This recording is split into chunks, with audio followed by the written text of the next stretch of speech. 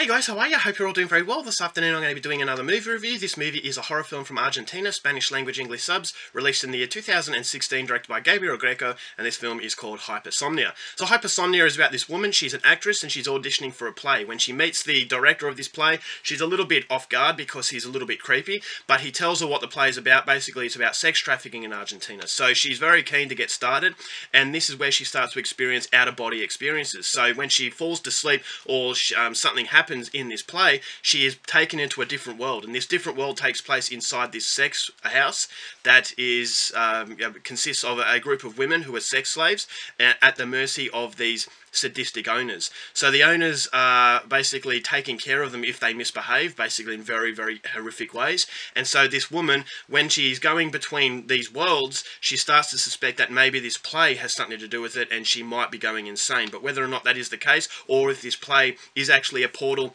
to another world, is something you're going to have to find out for yourself, because that's as far as I'm going with my synopsis. Now, my thoughts on Hypersomnia. This is a very interesting film, and I think this is a prime example of the reason why Argentina are the up-and-comers as far as world cinema is concerned. They make some horror films that are definitely game changers. They're not perfect horror films, but they're very different, they're very unique, and they're starting to create an identity of their own. So you've got Daniel de la Vega, who directed films such as Necrophobia, Ataúd Blanco, which are absolutely fantastic because they are very surreal and just out of this world.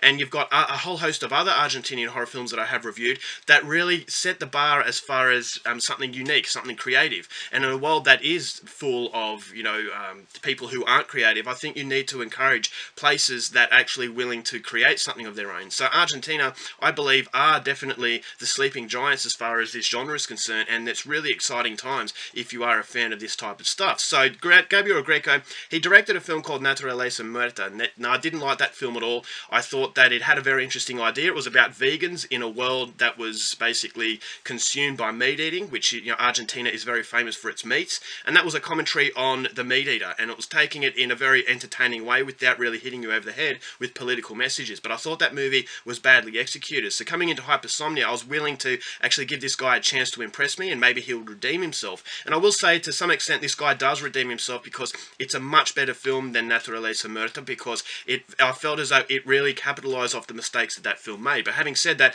there are a number of problems that this film has that I'll go into a little bit later. But what I liked about this film was the surreal quality, and the movie does take you down a path you believe you know where it's going. I felt to myself, this is generic, I know exactly how this is going to unfold, but then all of a sudden it goes down a different path, and this is where it really impressed me, because I felt as though the director knew that the viewer knew where this was going, but then it was playing you along. So I really liked that. Now, unfortunately, there is a problem with the revelation that, once again, I'll go into a little bit later, but I thought that the way that the director plays with you was very entertaining, and this is something that has been done in Argentinian horror films in the past. So that's something I really liked, is that I felt as though this movie really had control in the first 3/4. It's a very slow build-up. The movie is about sex trafficking in Argentina. Once again, this is a political sort of message, because there was a stat at the end of this film. Now, I don't know if it's true or not, because although I love Argentina and I've got a lot of Argentinian connection, I'm not really familiar with the sex trafficking world, as I'm sure all you guys aren't as well.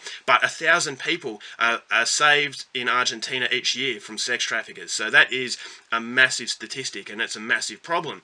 So this movie, once again, takes that message, but it doesn't hit you over the head with it. It's not trying to make this movie a sob story. It's just using that story for its benefit in creating something that is very interesting, and that level of interest is there because you've got this play and you've also got this world, and you don't know if she's hallucinating, you don't know whether or not this might be an alternate universe, and that the old saying of life imitating art and art imitating life is present in this film. Is she just getting so consumed by this play that it's starting to actually create a world of its own? And some people do get absorbed in their work, and the work starts to have an effect on them. So is this a symbolic meaning of that?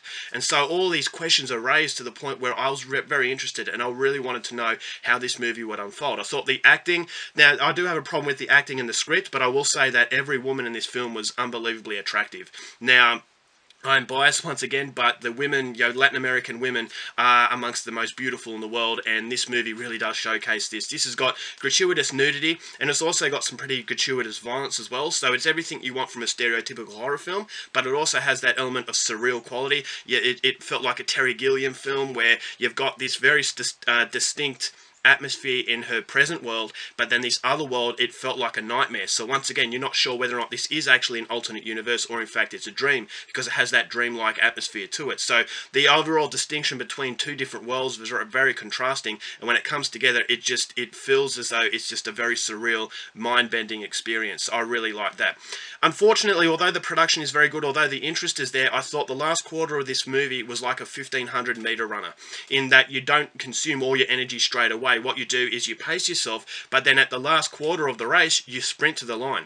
And this is exactly what this movie felt like it did. It felt like it had a very patient build-up. There was a lot of intrigue there, but once everything is revealed, it feels like it's just bolting to the finish line. It rushes everything. So everything comes together conveniently, and it doesn't really make sense. So it contradicts the patient build-up that the movie had, and I felt that the last quarter of this movie, it was running out of time. It needed to be done by a specific day, and it was running out of that time, so it had to really run to that finish line as opposed to actually composing itself. So the composure wasn't there in the last quarter. That does affect the film, because the first three quarters, there are questions there that beg answering, but because the last quarter was rushed so much, it doesn't really give those answers to a satisfactory level. So I was left scratching my head thinking that certain events in this film really didn't make sense. So it needed more time in actually capping off what this film was all about. Then you've also got the characters who are very bland. As I said, they're very good to look at. They're unbelievably beautiful. But the script doesn't allow these characters to blossom into anything, so you don't really care. As I said, it's about the situation, and a lot of these films, the problem is, if you don't have great characters, the situation is there to really keep your interest. But if the situation was complemented with characters that you could really connect to, then I believe that this movie would have been a lot better than it is. You know, it is taking place, it is saying something about, you know, sex workers. Although this movie is not a serious film, it still had the themes there to really make you think about life and about the hardships that these women have. So although it's taking on a very serious subject matter, I don't believe the subject matter was taken with all that much respect, because if it actually had the time and attention to these characters and the plight of these people, I thought it would have been a lot better. So unfortunately, the characters just don't blossom into anything because the script is really lacking. The villains were very caricature villains. There's a twist at the end that I thought, you know, although I didn't really see what was going on, and although I like the fact that the director plays with you in actually making you believe that you know what's going on, I still felt that there were generic moments that actually made the film go forward, which unfortunately does halt the quality of the film. It doesn't derail the experience, but overall I just thought that if with a little bit more patience, this movie could have been a great film, but unfortunately it just comes across as a passable film. So definitely Gabriel Greco, he is improving. This is a massive improvement of his other film that I reviewed that I don't think I gave 1 star to. So this is definitely going on to bigger and better things. So if you are a fan of this type of thing, or if you want to support Latin American horror, this movie is definitely one to check out. So overall for Hypersomnia, going to give it 2.5 stars. Go out there and see it. Alright guys, that's it for my review. Hope you enjoyed it. Till next time, thank you for watching movies, and I'll see you later. Bye.